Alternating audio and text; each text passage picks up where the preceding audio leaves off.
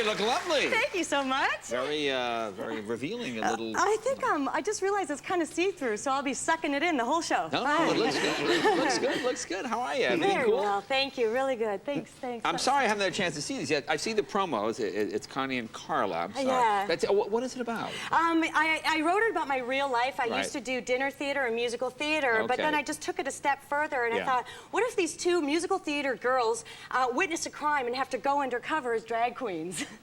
Yeah, so that's what it's about.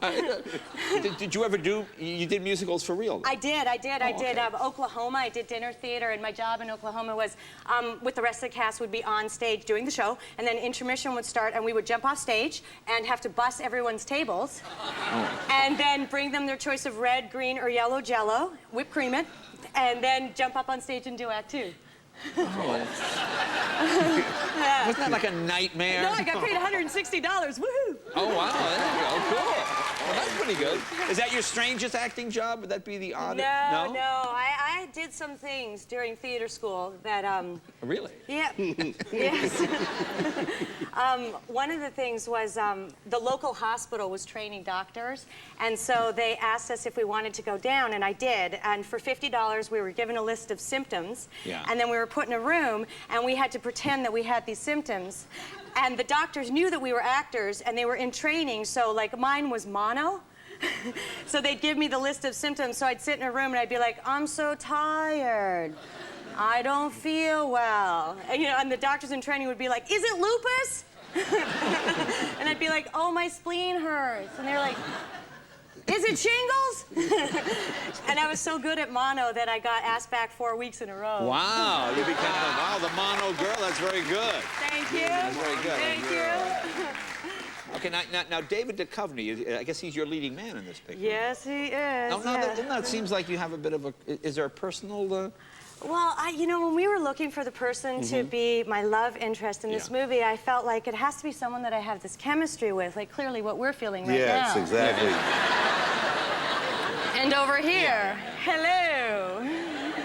And so I was on, all these guys would come in and were auditioning, and I was like, I don't feel it. And the director was saying, what do you mean? And I said, I don't know, I can't put my finger on it. But with John Corbett in My Big Fat Greek Wedding, it was palpable, and it was like coming out of the screen. And I don't know what it is, I don't know what it is. And then David Duchovny comes in, and I couldn't even look him in the eye. Oh.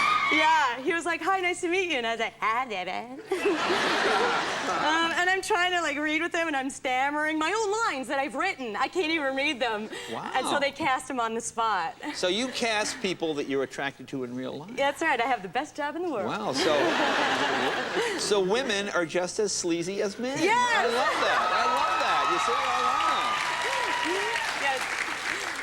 Now, David was here the other night. David Duchovny was here the other night, and he was talking about practical jokes and people just hijinks on the set, which I don't know. I always see it. Always seem that men are like Clooney. Clooney plays every kind of dumb practical joke.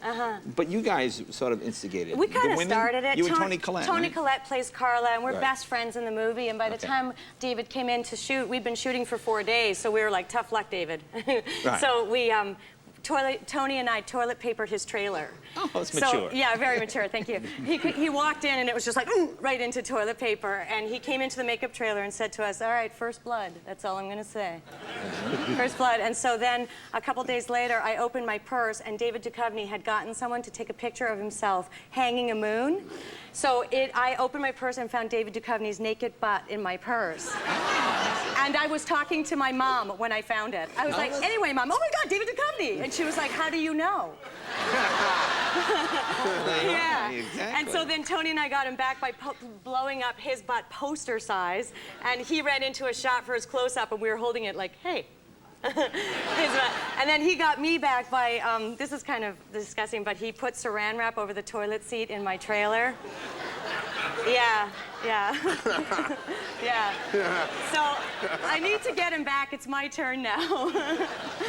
Yeah. It sounds like this stunt has gone far now. I don't think so. I think it's only begun. And I actually am going to set up a website. I'd like you to call in and tell me ways to get David back. Oh, that's interesting. Now, tell me about the makeup. That seemed really weird. You had to wear men's skin. What were you telling me before? Men? Yeah. Well, we had to play, we were female impersonators in the movie, so we're not men dressed as women, we're women dressed as men dressed as women. Right. So every day we would have 2 hours, yeah, easy, yeah. So we had 2 hours of a makeup call, and they would put all this heavy drag queen makeup on us, and then I would be walked to my trailer, and they would put me in a bustier and like tight jeans, like really tight clothes and big high heels, and I was like strutting across the set, like it's almost like I had my own soundtrack of porn music behind me.